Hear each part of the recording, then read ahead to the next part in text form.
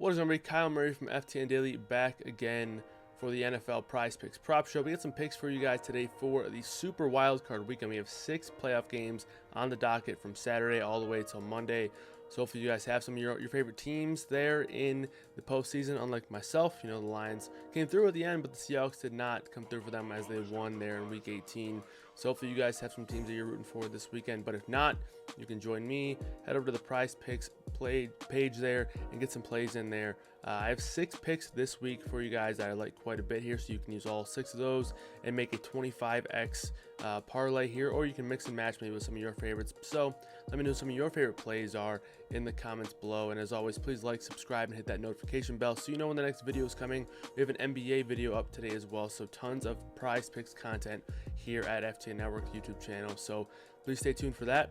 Looking forward to kind of rattling off a ton of these PrizePicks stuff throughout the playoffs, throughout the other sports as well, NBA, PGA, all that stuff, so make sure you guys are staying up to date.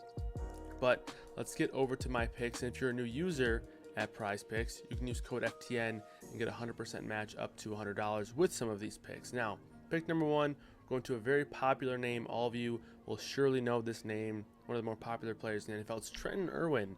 I know, we're going to Trenton Irwin for the first pick of the postseason. Who would have thought? But this is a guy that has come on sort of in the late portion of the year down the stretch. He scored 3 times in his final 4 games, and over that span he had 2+ targets in each game, and the prop here is only 5.5 receiving yards, so this could easily be done in one play. Honestly, I'm hoping that it gets done in one play, because you're not counting on Trenton Irwin racking up 4, 5, 6 catches, especially with another Bengal play that we like later on in the show. So Trenton Irwin over 5.5 receiving yards. He's gone over this number in every game he's played since week 8.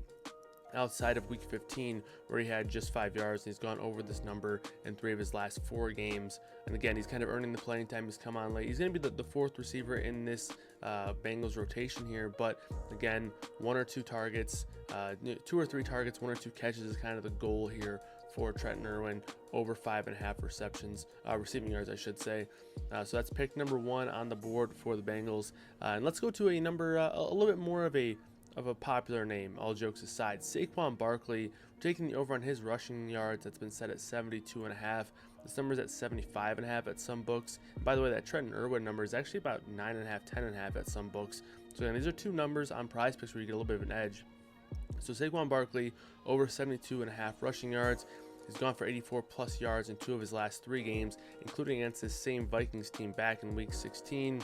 He's averaging 82 yards per game despite a 6-week stretch in the middle of the season where he went under 65 rushing yards in 5 of 6 games. It was a brutal kind of middle of the year stretch there for Saquon Barkley. He closed well, he opened well, but in the middle he had 5 of his 6 games in a 6-week stretch with less than 65 yards, and despite that, still averaging over 82 yards per game on the ground. And the Vikings, they have a pretty good run defense in the sense that their end results have been good. They're not allowing a ton of runs for very long yardages. They're allowing only 4 yards per carry. But in terms of DVOA, they have the 19th best rush defense, and this is a kind of a measure of efficiency, right? It takes out things like opponent and accounts for that sort of stuff to kind of give you an overall sense of what the rushing defense is actually going to look like. They have the 19th best rush DVOA team, and my model has Barkley going for over 81 yards here. So I like Saquon Barkley over 72.5 yards, and we finally get to see Saquon back in the playoffs, and I do think that the Giants rely on him and lean on him a ton here this week against the Vikings here, just like they have kind of all year long, but even more so here now in the playoffs. So I expect a big game for Saquon to put on a show here in the playoffs. Another guy who likes to put on a show, Jamar Chase over 6 receptions. Now this is a number that I like a lot. This is another number that's lower on PrizePicks than it is on other sports books, but it's not by a ton. It's by half a reception, because sometimes PrizePicks will roll out these flat lines rather than the half yards or the half numbers. So this is a number I like quite a bit. Jamar Chase over 6 receptions. He's had at least 7 catches in 8 straight games, and at least 7 catches in all but 3 games where he's played this season. Now I say that because he did miss a few games with that hip injury, but he's been a baller. He's been heavily involved in the offense, and he's just been continuing to get it done here at this number. So over 6 receptions is the play here, and he has also played Baltimore twice this season, including last week, and he has had a combined 25 targets and 15 catches. They kind of took their foot off the gas a little bit at the end of last week, not really necessarily needing to get a whole lot done there, with the game being sort of kind of under control there, and we kind of already knew what the result was going to be there. So I expect a big game for Jamar Chase here in the playoffs, as he had a ton last year in the playoffs. So Jamar Chase over 6 catches is the play. Now let's go to another LSU wide receiver, Justin Jefferson, over 91.5 receiving yards. Jefferson's averaging over 106 receiving yards per game, and that is even with him ending the year on 2 very poor games under 40 yards when he was kind of chasing a record and kind of let a lot of excitement down there. But he went for 133 yards back in week 16 against this same Giants team.